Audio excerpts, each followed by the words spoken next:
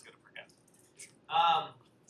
So in March 28th, that is 2 weeks Friday, 2 weeks from this Friday, we're going to be hosting Anchor, which we had told you all about. We're really excited. Anchor is a gathering of some of the Christian ministries to get together, just have a night of fellowship, of fun, of worship. So if you're interested, definitely be there. It's super valuable. Anybody's welcome. But we, as Rashi Christi, our speaker will be Daryl Doyama. So definitely be there because he's great. If you don't know who he is, he's a philosopher who will be coming up from Colorado Springs. He's a lot of fun. He does a great job engaging us college students. He's great. So I would really highly encourage being there. But we as Rashi Christi are hosting it. And one of the things we wanted to open up is we'll be leading the worship and the music. So if you would be interested in participating in that or helping with that, if you play a musical instrument or you would like to sing, come talk to me after. And we would be delighted to see if we can help integrate you somehow and get you to serve that Friday evening. It would be a lot of fun. There's not a lot of pressure. You're not performing for professionals. You're performing for college students. So if you are interested, I'll reiterate this at the end, but be thinking about it. And we'd love to have you come up here and let me know. We'd love to find a way to make that work. So that's a preliminary announcement. I'm going to pray us in, and then I'll let Carl come up. So if you're willing, please bow your heads. And I'll pray. Lord, thank you for this evening.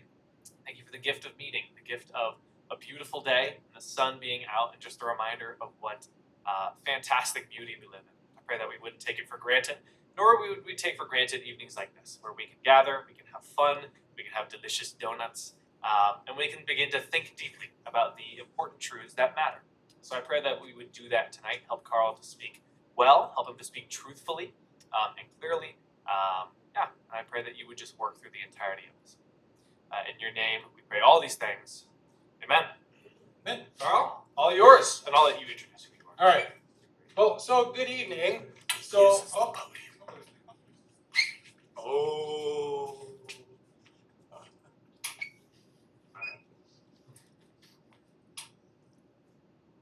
get this up and running here.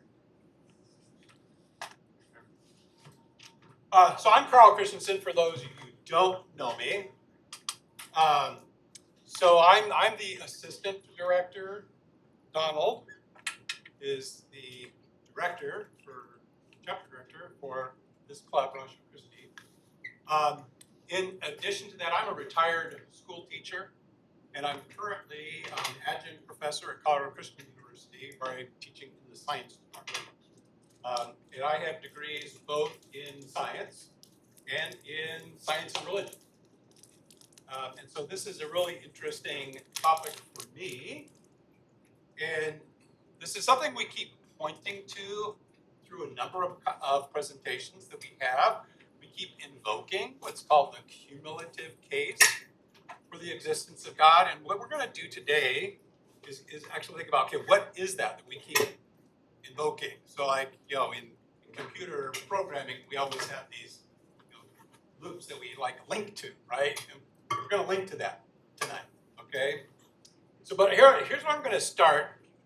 So last week, one of the things we kind of were thinking a little bit about is, we have these arguments for the existence of God. What was it that Dr. Doima was pointing to last week as an indicator for God's existence? Remember? Work. How does work and our sense of work actually point us, direct us to the existence of God? But one of the things we talked about is a lot of people complain about the hiddenness of God. Why doesn't God make himself more obvious? And is it actually the case that he really is there, but he's hiding in plain sight? So take a look at this. I don't know how you're going to read the funny pages. Can you read it? You got it up there?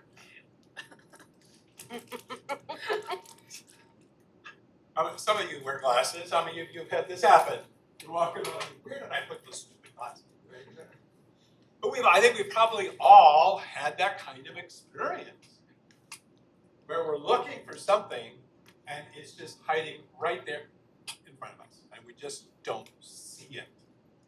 And we wonder if that isn't the case also for God's existence. So here is a group of arguments that make up what we call the cumulative case. Now, I've only listed 12 here. There's actually more, but some of them are kind of like slight variations of these. I've had some people enumerate 20 or even more arguments for the existence of God. And we've actually, in the past year and more, we've gone over a few of these, but not all of them. So here's the task that I want us to undertake today. This is challenging. So Grace, I'll let you hand these out now. We might not have enough. What we're going to do is we're going to blaze through all 12 of these and see what they say. So we kind of get them all out on the table and see what is that cumulative argument. So what I'm going to ask us to do is kind of resist asking a lot of clarifying questions. Okay? Hopefully we can have some time for that at the end. We can come back and talk about some of the arguments. What I really want to do is just kind of get everything out on the table. So what Grayson is handing out is a worksheet, and I made it like a little fill-in-the-blank worksheet. Now, of course, now no one carries a pen. You guys aren't good engineers anymore. That have okay, one. He's got, where we engineers were all supposed to have the pocket full of pencils. Now that seems to have gone away. But the reason I made it fill in the blank is just to help us focus, because we're going to go through these really, really quickly. And then what I want to do after we get through taking a look at all of them, I want to ask you guys just some overarching questions about the cumulative argument itself. And then as we have time for it, we can come back and poke at maybe a few of these. We're certainly not going to be able to do a deep dive on all 12. We'd be here all night. Okay? So let's take a look at this first one. So a couple weeks ago, Devin and Julian presented on this. So let's see how good your memory is. Anyone remember what the first claim is of the cosmological argument? No fair, because you were the one who presented it. Anyone else know? Yeah. The universe began to exist. Not quite. That's not the first premise. Everything that begins to exist has a cause. Okay. So everything which begins to exist has a cause, and then The universe began to exist. Then the universe began to exist. Therefore, the universe has a cause. Okay? And it's like, you might look at that going, but it's really kind of important. What's nice about this argument is it really is undergirded by both philosophical arguments and scientific arguments to kind of support these claims. But we can extend this a little bit because there's some implications here. If the universe has a cause, can we say some things about that cause? And I think necessarily so. That the cause of the universe then must necessarily be things that the universe is not. It must be immaterial, spaceless, timeless, very powerful, and certainly an uncaused cause. And therefore, this description is God, and therefore God exists. Okay? So that's basic Kalam argument. So then 2 weeks ago, I did a presentation about what's called the fine-tuning argument. And actually out on the plaza today, I talked to several students reviewing what is the fine-tuning argument? What is it saying? So the first thing is we recognize, and this is actually coming from physicists, we recognize that the universe is just oddly finely tuned in regards to some physical constants, mass ratios, the mass of the protons versus mass of electrons. And we recognize that we live in a contingent universe, that they aren't necessarily that so. And so we say these fine-tuning things that we mentioned, there's like 145 different constants and mass ratios. And so we'd explain those either by chance, necessity, or by design. someone conspired to put all these things together.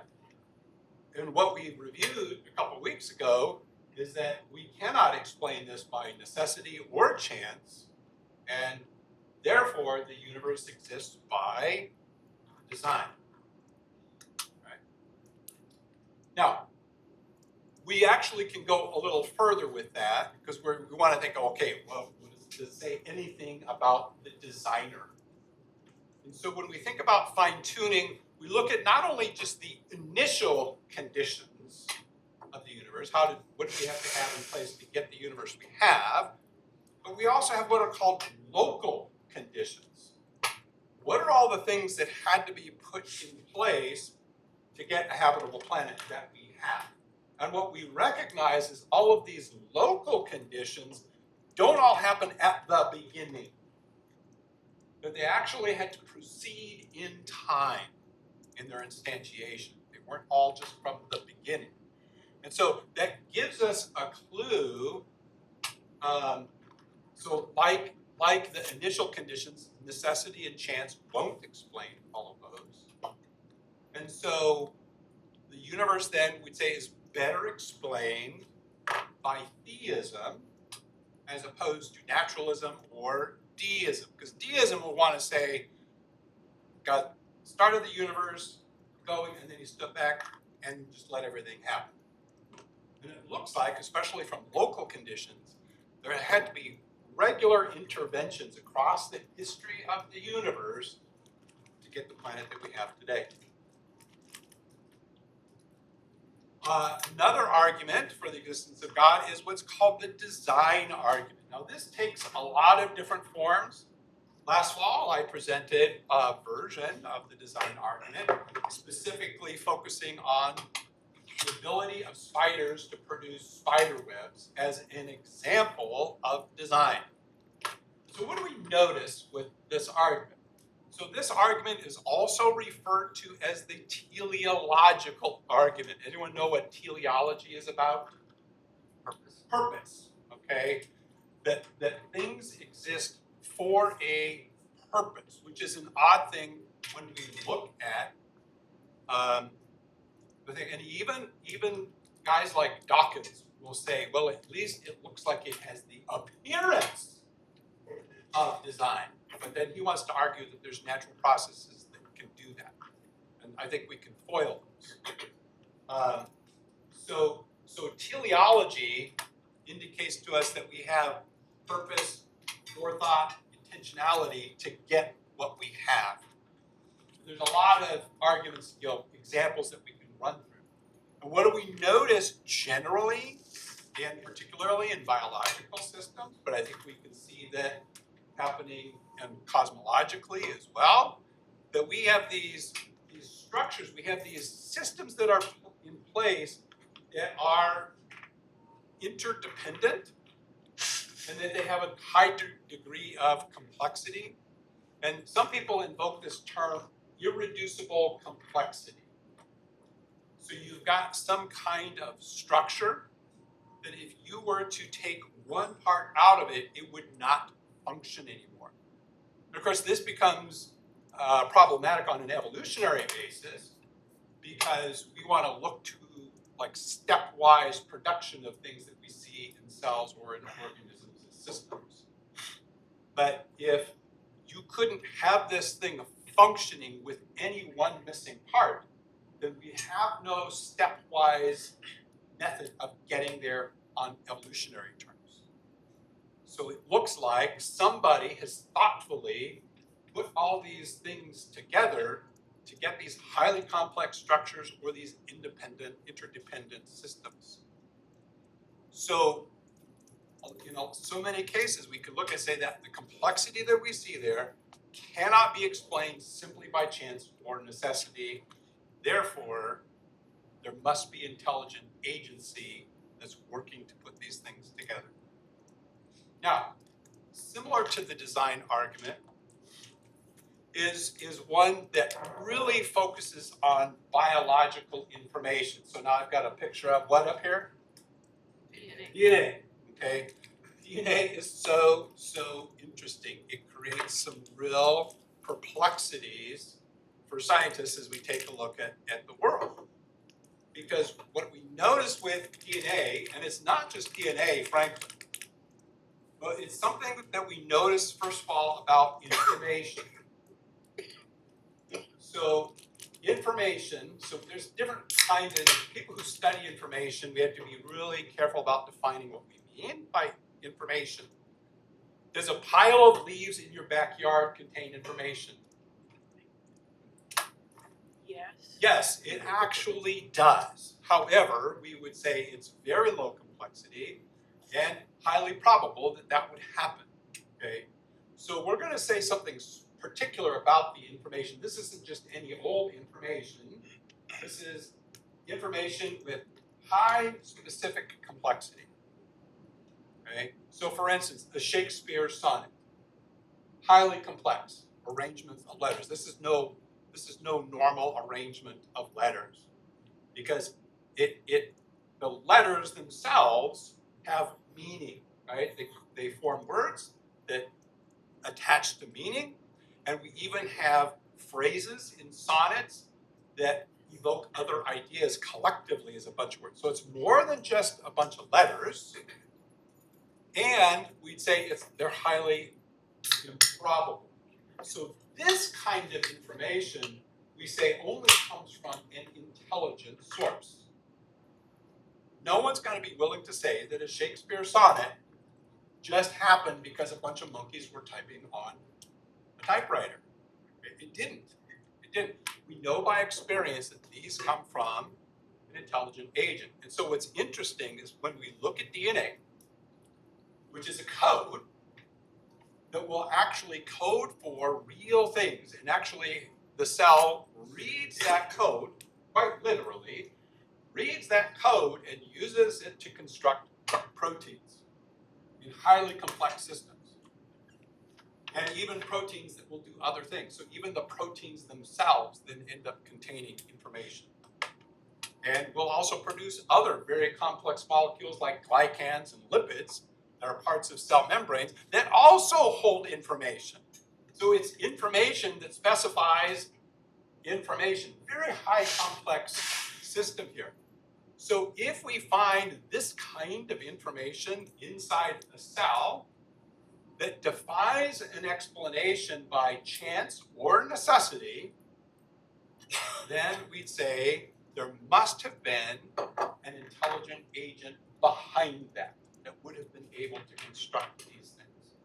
That's an argument. It's really fun to do a deep dive on that and look at all the complexities of the information that there is. Astounding. Another argument, I think Daryl Doima gave a talk maybe a year ago for us about the argument from beauty. One of the things that we know, sometimes we say things like, well, beauty is in the eye of the beholder. It gives this idea that, well, beauty is just relative. But in actuality, we can recognize that objective beauty actually does exist. Now, what do we mean by objective? What do you guys think that would mean?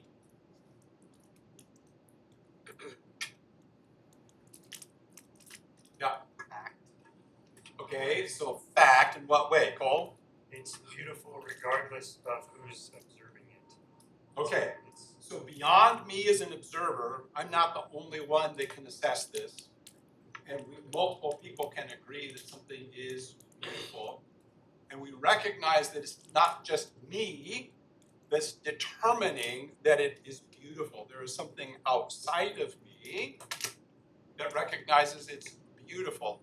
Now, beautiful extends in different ways. Okay, now I put these really cool looking leaves that I took a picture of. I think they're beautiful. You might not agree. But it also extends into things like mathematical proofs and mathematical equations. And what makes them beautiful is not their aesthetics, but the fact that they work. So mathematicians will talk about equations being beautiful because they work. And they make these really interesting connections. So, mathematics and numbers are this immaterial thing that very interestingly maps onto the natural world. And how does that happen? And when we can get an equation that does this to the natural world, then we say, oh, that's beautiful. That works, okay? And so the argument for beauty will say then the biblical worldview best explains the existence of beauty because God would be the maker of that. Counterpoint that all other alternatives to explain beauty, as particularly objective beauty, fail. So like natural selection, okay? Well, it's beautiful because it helped it survive. Well, that argument's going to die the death of a million qualifications, right? Because what do you have to disprove that claim? You only have to have one example where beauty could not be explained by natural selection, and it fails. Okay. So then it concludes and says that we therefore have powerful evidence for God from our experience of beauty. That God is the best explanation for beauty in the world. Now, this takes some other branches. So sometime, Daryl Dwyman and his son, they've been working on kind of an ancillary argument, what he calls the ideological argument for the existence of God, which focuses particularly on music. And I've written a little bit about this as well. I think it's really compelling. There's something unique about music, among other beautiful things. I'm kind of working on a paper too about this idea of wonder, the sense that we have for wonder, and how that crisscrosses all different aspects of human experience. It goes across the arts, it goes across science, it goes across religion. And we have this sense of wonder, and how do we explain the existence of wonder as part of the human experience? And I think that points to God as well. So Richard Swinburne, who is an apologist and philosopher, he says this. He says, if God creates a universe as a good workman, he will create a beautiful universe. On the other hand, if the universe came into existence without being created by God, there is no reason to suppose that it would be a beautiful universe. In fact, why would we even call something beautiful? Why would we describe something in those terms? There is certainly no particular reason why, if the universe originated uncaused, psychophysical laws, it would bring about aesthetic sensibilities in humans. So this ties to us as humans. That we would have these aesthetic sensibilities, right? And because we have those, there is this instantiation that we'd say this actually comes from God. Then we have our famous moral argument. I think, Luke, didn't you give a presentation a year or more ago about the moral argument? Now, this one is a really famous argument. A lot of people, C.S. Lewis among them, that will point to the moral argument is the thing that was pivotal in turning their mind from being an atheist to being first a theist, and then ultimately becoming a Christian. Because they couldn't get away from this argument. So the moral argument says this: if God did not exist, objective moral values and duties would not exist. Okay? Now, what's key to the claim here is not just that there are objective moral values, but this whole idea about duties. So we recognize that objective moral values and duties do exist. Now realize even atheists like Sam Harris will recognize that there are objective morals. We'll all agree that certain things definitely are wrong. So things like female genital mutilation is wrong. And it's wrong to torture babies for fun. Right? We'd all agree that those definitely are wrong things, but we go another step and we have this oughtness thing. One ought not to, right, because they're wrong. one ought not to practice female genital mutilation nor torture babies for fun.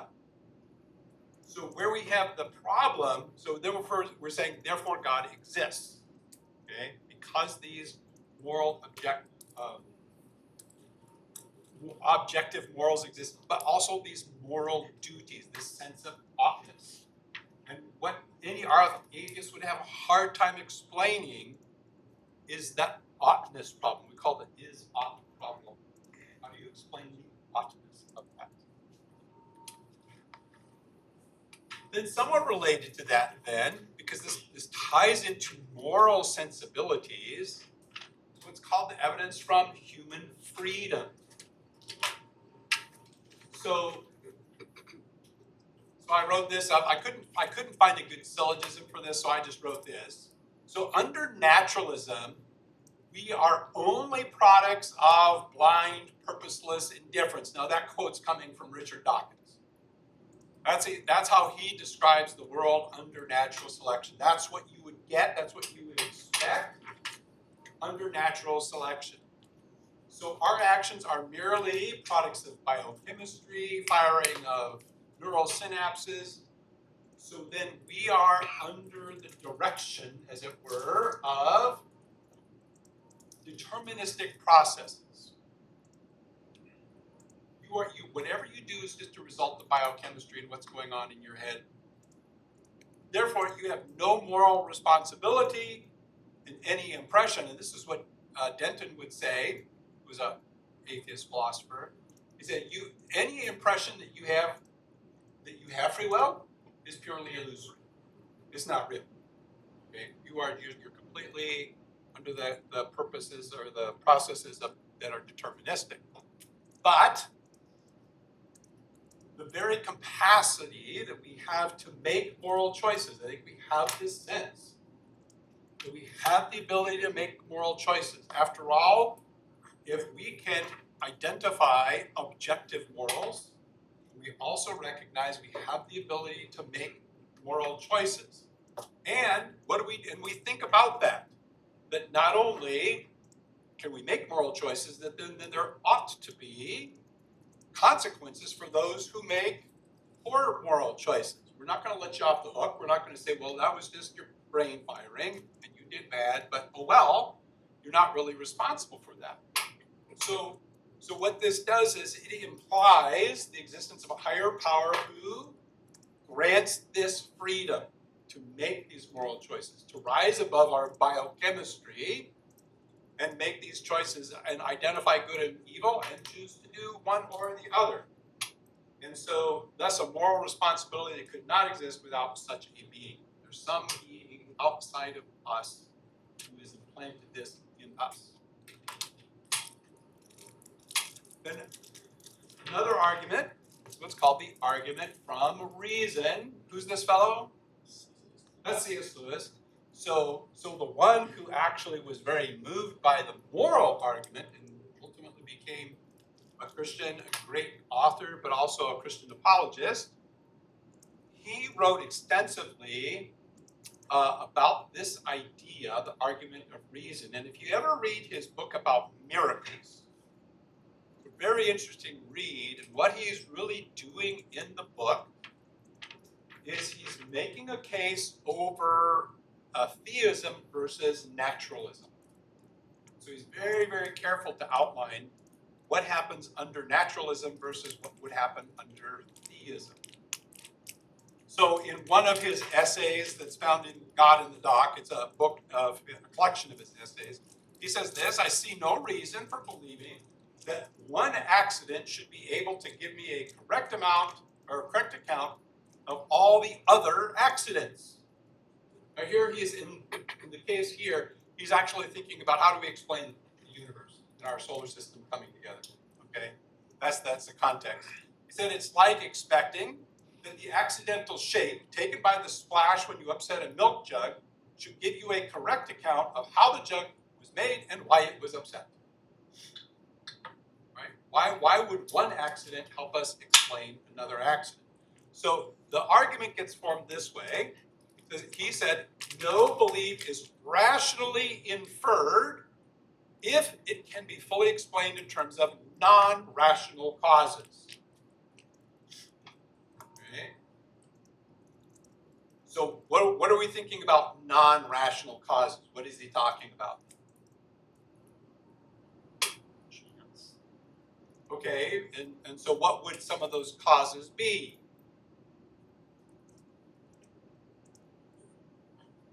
What's a non-rational cause?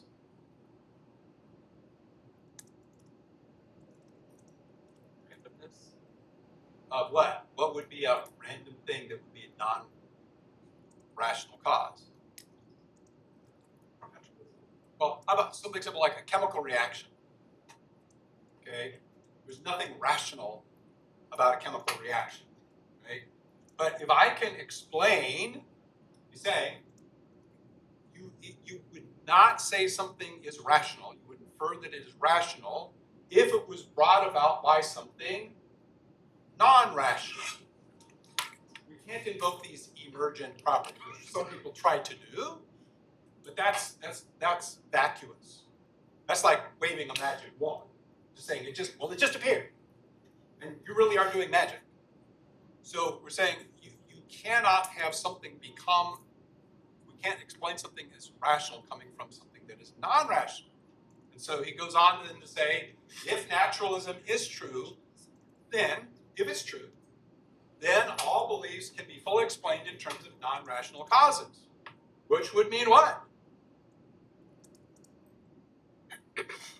We're all just back to chemicals reacting. And so what does that say about the beliefs? It would all be irrational, right? Under naturalism, all beliefs that you have are irrational because they came from something non-rational. So then he says, therefore, if naturalism is true, then no belief is rationally inferred. We have good reason to accept naturalism only if it can be rationally inferred from good evidence. And do we have that? I don't think we do. I don't think anyone can point to any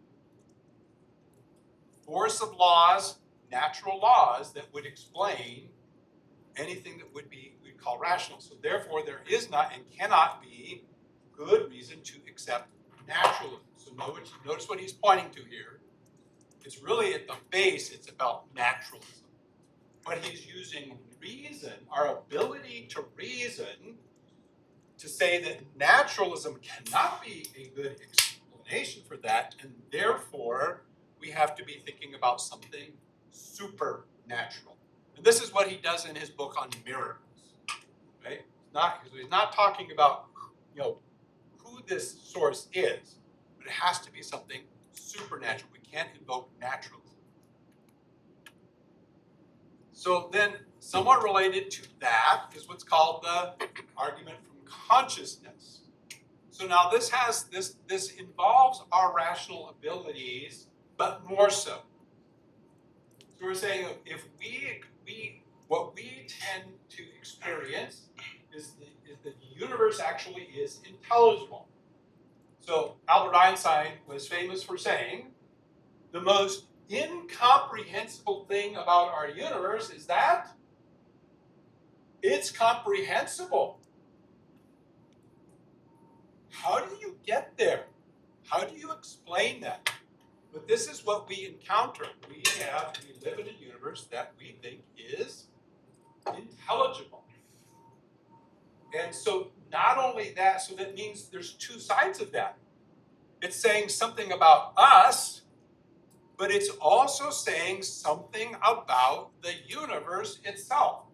What is it about the universe that it actually can be understood, that it unfolds and reveals itself to us in ways that we can break it down and understand what's happening there? So we've got two things that we're actually taking a look at. So either this intelligible universe and the finite mind so well suited, so we got both things there. We've got the intelligible universe, it's a knowable universe, which is inexplicable in terms of science. Science cannot actually prove that the universe is intelligible. We just hold that it is. We find that it is. And the finite most well suited to grasp it are the products of intelligence or are the products of blind chance.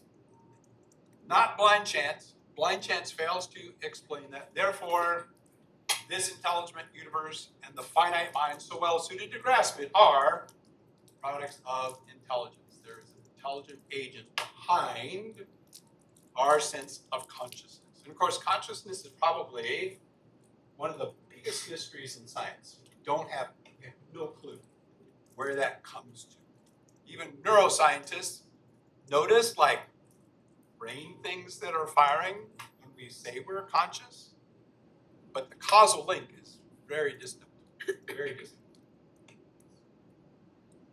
Now here's our favorite. We all love this one, the grand ontological argument.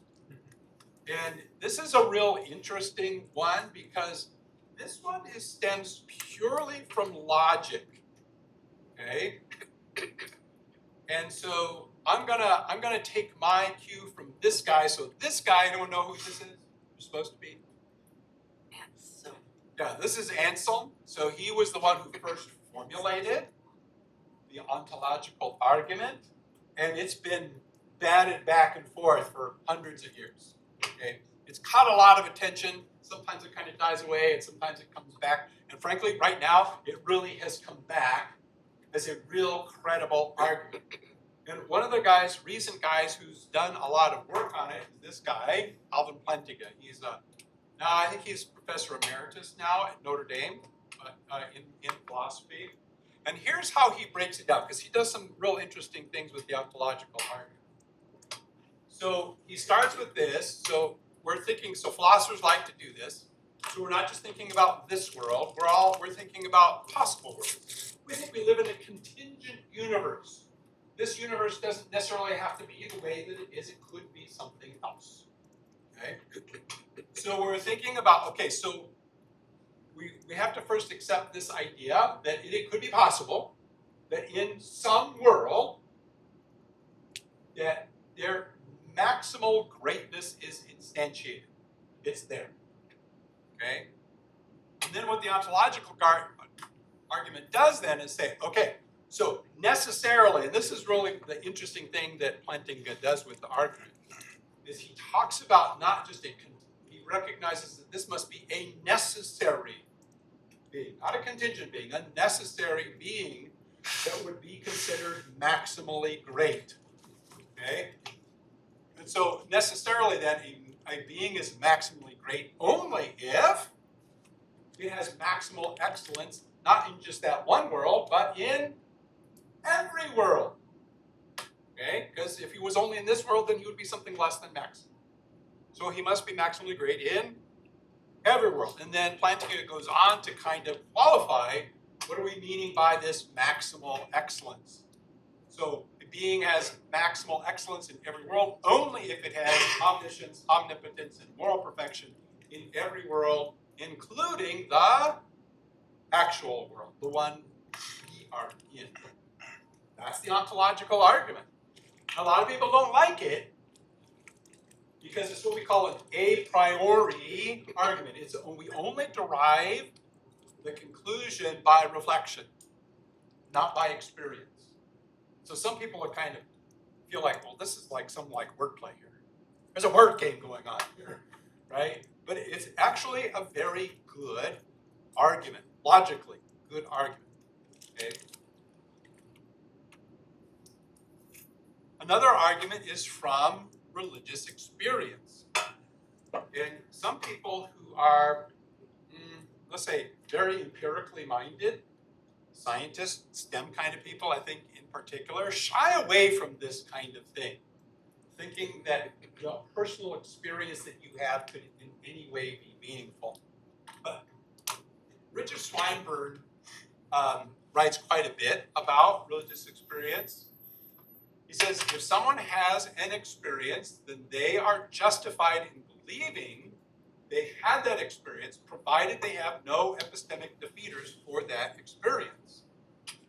Now, please be clear here, when we're talking about religious experiments, we're not talking about just Christian religious experience. We're talking about any, across all cultures, that people have religious experiences. And we've got millions of accounts of religious experiences. What do we make of that? And it's not that we have to expect every person has to have a religious experience, but we as humans are detectors of something that is transcendent, and we're experiencing that through our personal experiences. So he says the overwhelming testimony of so many millions of people to occasional experience of God. So it's not like you're always experiencing. It's just we recognize it's a sometime thing. Be taken as tipping the balance of evidence decisively in favor of the existence of God. There must be something out there because of this experience that so many people have. And then we've kind of run over this argument before, what's called the argument from desire.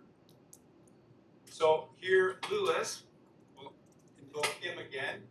He has this famous quote where he says, "If I find in myself a desire which no experience in this world can satisfy, the most probable explanation is that I was made for another world."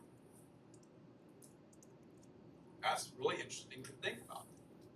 And again, this becomes more of a logical, a priori kind of argument, but it taps into our own sense of desires that cannot be fully met in this world. But the thing is, we realize that our desires actually tie to real things, but they can't be fully met. So Peter Kreeft kind of phrases it this way. So he starts with a major premise. He says, every natural or innate desire in us points to a corresponding real object that can satisfy the desire. So notice he's very clear about saying something about those desires. They are natural desires. They are innate desires. Okay? They are truly within us without any cultural prompting.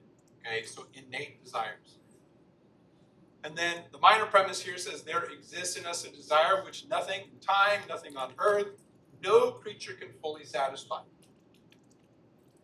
But if that's the case, that desire must be there because what? There exists something outside of time, earth, and creatures which can satisfy the desire. And what would that be? You're going to say, it's God. Okay, so there you go. You hung with me. Okay? So there's 12 arguments for the existence of God. So now, with all of them in front of you, a couple questions I want to ask you, see what you guys think about this. So the first thing is, when you look at all 12 of them, all 12 on the paper, anything that you happen to notice, common threads amongst all 12 of them? That's a question for you, not for me. It's not rhetorical. Blind chance doesn't explain these things very well. Okay, so a lot of them invoke this comparison between chance and necessity, blind chance, versus some kind of intelligent agency behind it. So you see that as a common thread. Good. Well, The conclusion of them all is somewhat related to like, there must exist something outside of what we can observe. okay, yeah, We can infer some properties about this thing that exists outside of what we can observe. right. Good, good. There is something outside our human material existence. What else? Luke? It kind of points to something that we experience that says this can be explained by naturalism, by probability or chance, or whatever other. Right. process. And so what else is there? Yeah. So that's often kind of the direction these all tend to take. Yeah. Anything else? Luke? Going off of that, a lot of them have a common thread of this immaterial substance, whether it's desire or beauty or morality, is not only purposeless, like it's not purposeless, but it actually is meant to point to something. So it's Good. a director towards this immaterial thing that we can't perceive. Right. So even like Peter Kreeft with his argument from desire will say this is not actually intended to prove, but to direct your attention, more than just give us an absolute proof. Other threads, things that were common?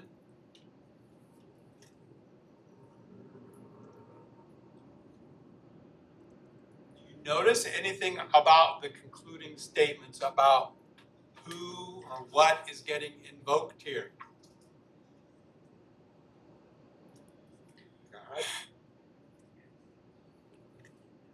Well, so we say God, but of course, the trouble is, as soon as I say God, what happens? Does everyone in here have an idea of what God is? So, are these arguments affirming your personally held idea of what God is? No, it's not trying to. So we want to be really careful. I think they all are trying to be careful, not entirely, about distancing themselves from saying, well, therefore God exists, because it's really not telling us precisely who that God is. Just that something, some intelligent agent is transcendent, sitting outside of us, outside of our universe even, that has directed things the way that they are. So another question, so there's 12 arguments here that we've gone over. There's more that we could talk about. Why do you think there are so many different arguments? Why so many of them? Well, Because God exists. because well, okay, so this actually kind of gets at this idea of being a cumulative argument or a cumulative case for the existence of God.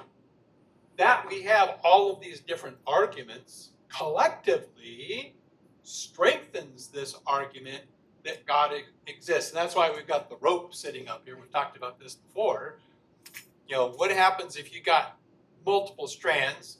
Well, each strand independently, if you tug on it, might break. But we weave them all together, and what does that do to the case? It strengthens the argument. Yeah. The number of them also shows that God is visible in lots of different areas. Okay. So do you notice that these all kind of draw from different places? So what kinds of things are we drawing from in order to create these different arguments?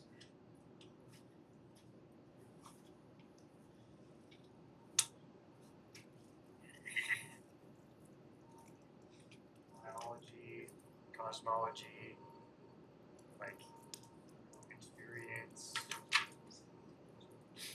Okay. Yeah.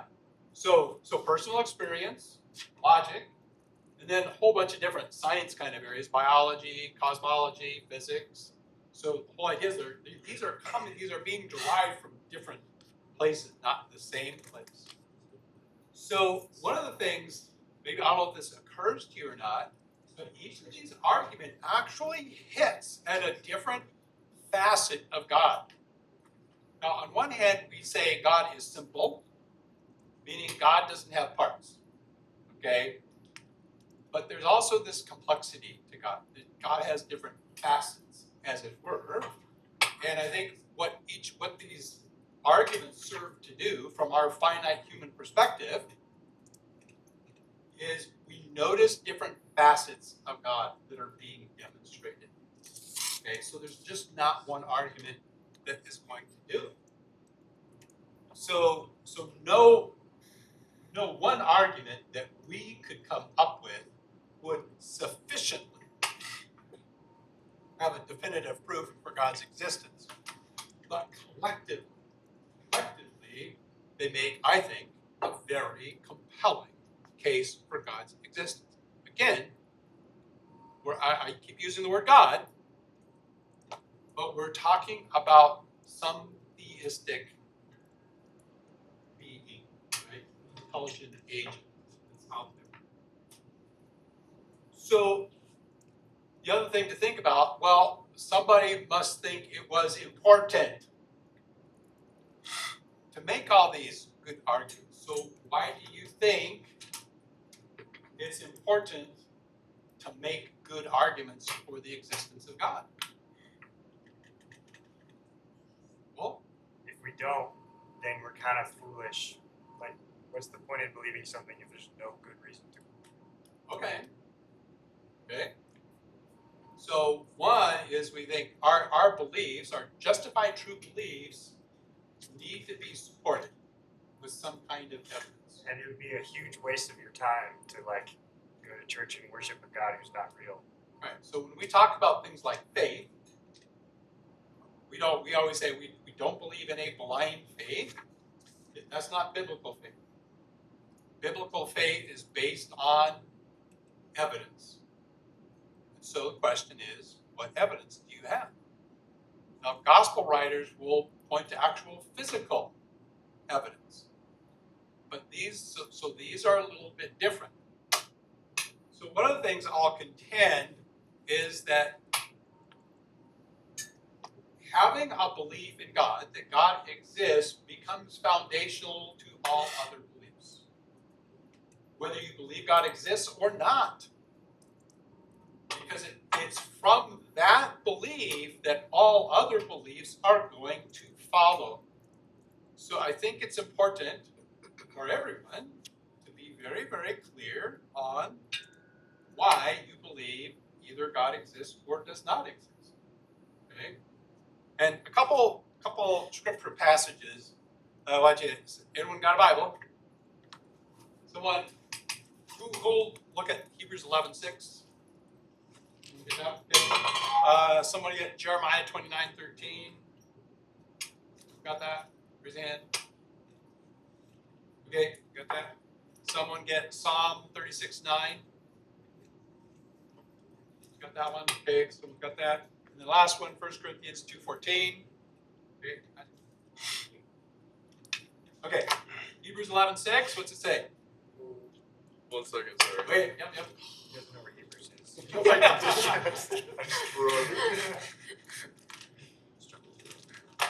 That's what we request. 11:6. 11:6.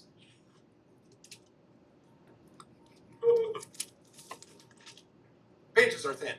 Yeah, sorry. Alright. And without faith, it is impossible to please him. For whoever would draw near to God must believe that he exists and that he rewards those who seek him. Okay, so this is this foundational idea, right? If you're going to please God, what's the first thing you have to do? You have to believe that he exists. Okay? Now, what's interesting then, so we're saying God's, what's Jeremiah 29:13? You got that? It says, "You will seek me and find me when you seek me with all your heart." So this kind of comes back to where we started. This whole idea is God just hiding in plain sight. And God promises is that if you earnestly seek him, guess what? You will find him. Whether you have your glasses on or not. Okay? Psalm 36:9. For with you is the fountain of life. In your light we see light. This is a really interesting passage, right? He says, with your light we see light. Now, of course, light here clearly is a metaphor, right? This is not scientific light. It's a metaphor. So what is light a metaphor for? What do you think? Truth. Okay, it'd be like the truth or our understanding of the world around us. So the psalmist, in a sense, is saying it's when we have the understanding about God and what's true about the world, then we actually can understand the world, which is an interesting thing. And so that ties into this one, 1 Corinthians 2:14. What's it say? The natural person does not accept the things of the Spirit of God, for they are folly to him, and he is not able to understand them because they are spiritually discerned. Yeah. So there are things about the world around us. If you're going to shut yourself off to the fact that God exists, then you actually are shutting yourself off from a full and complete understanding about the world that God made. Because until you open yourself up to the possibility that God exists, you can't understand those things that come about because of what God is doing. You just don't have access to it. You're not, it becomes cognitive dissonance. You don't understand those things. Okay? All right, and then the last one. So we recognize that all of these arguments, they only get us to theism. They don't get us to Jesus. So any thought here then about how can any of these be used maybe as a springboard to open that conversation about Christianity or Jesus? Well, Jesus said that he was God. So, like, if there's a God, now there's a possibility that Jesus was right about that. Ah, okay. So what do we make of this claim of Jesus? So clearly, in numbers of places, Jesus says things that clearly indicate he's making this claim about himself, I am God. Well, if God doesn't exist, then what are you going to say about Jesus? Right? He's a real cuckoo. But if we have good reason to think God exists, then now we're going to assess the claims of Jesus in a whole different light. And that would be a good way. Yeah, Luke, got another idea. A lot of these arguments, if they're true, such as desire and beauty and perhaps morality and others, like design, show that this God has put a lot of intention in showing himself to us, which means he's most likely a personal God on some level. So it would not be illogical to assume that he has further spoken, right, or interacted with mankind. So you could begin to look at religions and say which ones account for that. What do they say? Are they consistent with these things? But a lot of these point to the idea of a personal God who desires some sort of relationship, since he continually reveals those good aspects of himself. Right. God seems to kind of be poking in at the world, trying to get our attention. So if we're willing to be open to the idea that God exists, what are you going to do about that? How are you personally going to respond to that? Who might that God be? That's a good thing to think about. Okay, these are all good arguments, logically sound, good arguments. But how can we use them to take that next step and talk to people about, your Christian faith, why you believe in Christianity? Now, we might find it that some people still aren't convinced. I actually talked to somebody today, and they were really wanting to have some real solid evidence that God exists. I said, well, what would that be? And he said, well, I would like him to come down and just have a personal interaction with me. And I wasn't as terse with him as C.S. Lewis gets here. Here's what Lewis says. And I wonder whether people who ask God to interfere openly, in other words, to come personally into the world and directly in our world, quite realize what it will be like when he does. Guess what he said he's going to do. When that happens, it is the end of the world. When the author walks on the stage of the play is over. God is going to invade, all right, but what is the good of saying you are on his side then? When you see the whole natural universe melting away like a dream in something else. Something never entered your head to conceive. Comes crashing in. Something so beautiful to some of us and so terrible to others that none of us will have any choice left. When he finally goes on the stage, C.S. Lewis says, you won't have a choice then. It will be clear who he is, and you will have already needed to make that choice before he comes. Because, like he says here, when he comes, that will be the end. So, there you go. We got through a pretty good time. You hang with me? All right, so questions that you guys have? You want to go back to a particular argument or just in general? Yeah. So this came up in a couple arguments. You said that like monkeys on a typewriter couldn't lead to structure, or that naturalism and random chance can't lead, or that they can't explain certain arguments. That came up several times. Yeah. What makes that necessary? Well, part of it is, one is because we actually live in a time-bound universe. We don't have access to infinite time or infinite probabilistic resources. There's a limitation there. So in probability, there really is, even though if you could create a number on the piece of paper that says this is the probability, doesn't mean we have access to it. That doesn't mean it actually could happen. There is a point where we say it's impossible. This is such a vanishingly small number that it's practically impossible. And we have to be realistic about these kind of probabilities. Yeah. One of the fun things I believe about all these arguments is that there's no one silver bullet with them that everyone has to agree. Oh, this argument, this is the best one, and these other 10 are good. So with that, a question I've been asking people all day, some of you got asked this today by me. I'm curious for you, Carl, which of these 12 arguments kind of speaks to you the most? Like, when you look at them, when you understand each of them deeply, which one do you find to be the most convincing personally? Good question. So I'd say there's two of them that kind of speak to me. So me, I'm a biologist, I'm an entomologist, and insects, which aren't so cool. But as I've done the job of peering deep inside the bodies of insects and look at their amazing structure. I just remember one night working in a lab, and I just for fun, I put the head of a mosquito in some KOH to clear all the soft tissue off of the head. And then I pulled it out and looked at it underneath the microscope. And I was then able to see this fine structural support inside the head of a mosquito. Oh, for crying out loud.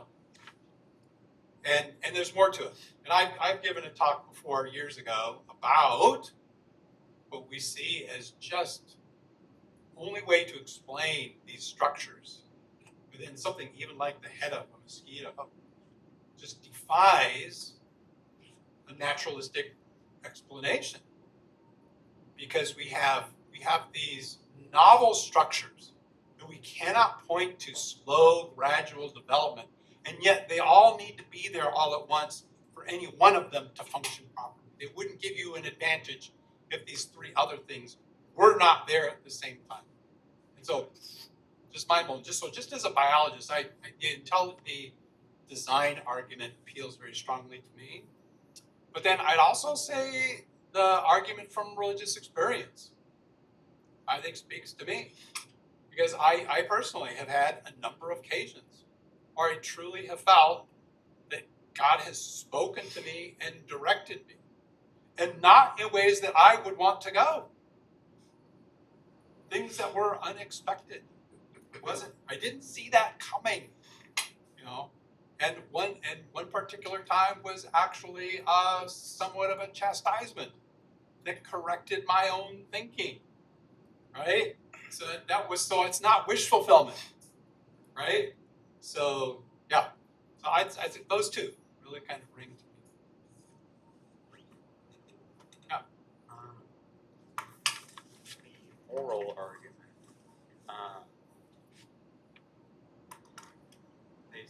It said that it's morally wrong to do things like torture babies for fun and all that.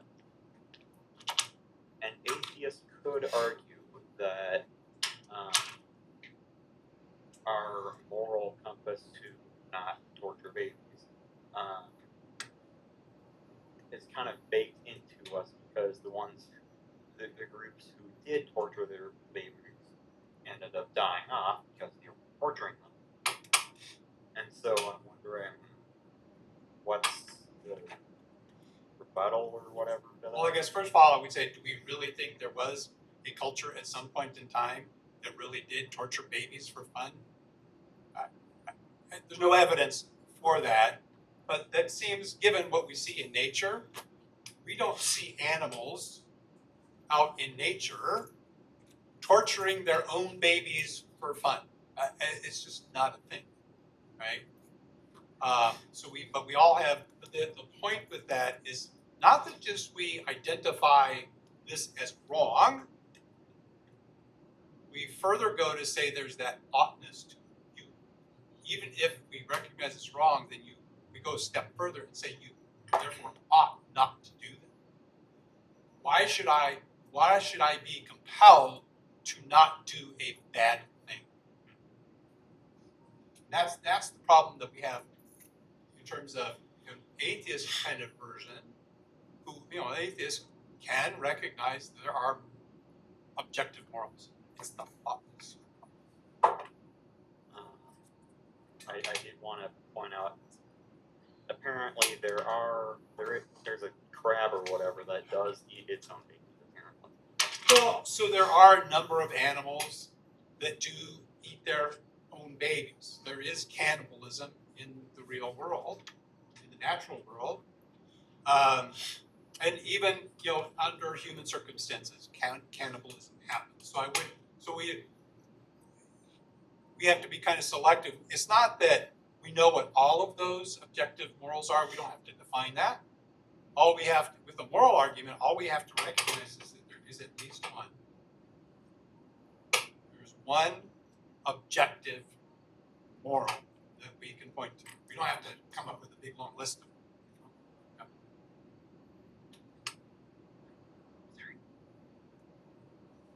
Cool. All right. Well, if you don't have any questions, we're happy to hang around and talk about things as you like. But why don't you come and make some final announcements?